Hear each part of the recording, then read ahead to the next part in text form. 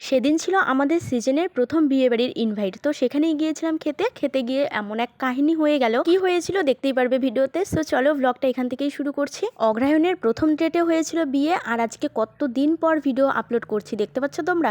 তো যাই হোক, ভিডিও অনেক লেটে পোস্ট করার জন্য আই এম সো সরি। তো প্রথমেই দেখো পাতে দিয়ে দিয়েছিল সাদা ভাত, তার সাথে স্যালাড, একটা বেগুনি এবং ডাল। এটা দিয়ে আমি ভীষণ সুন্দরভাবে খেয়েছিলাম। হয়ে সেটা দিয়ে খেতে খেতে দেখি চিংড়ি মাছের বাদামি আলু দিয়ে কি যে একটা তরকারি ছিল, সেটা তো আমি বুঝতেই পারছিলাম না। তো যাই হোক, চিংড়ি মাছ খেতে যেহেতু আগে পছন্দ করতাম না, এখন ভীষণ ভালো লাগে। তো দেখো, চিংড়ি মাছটা হাতে নিতে না নিতে দিয়েছেই একটা চিংড়ি, তাও আবার চটকে কত দূরে চলে গেল।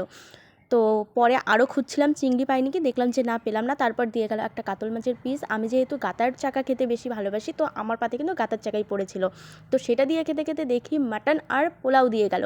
হ্যাঁ, আমার ফেভারিট মাটন। এইদিকে মাটন কষা আর পোলাওয়ের কম্বিনেশনটা যে এত দুর্দান্ত ছিল, ভীষণ ভালো লেগেছিল।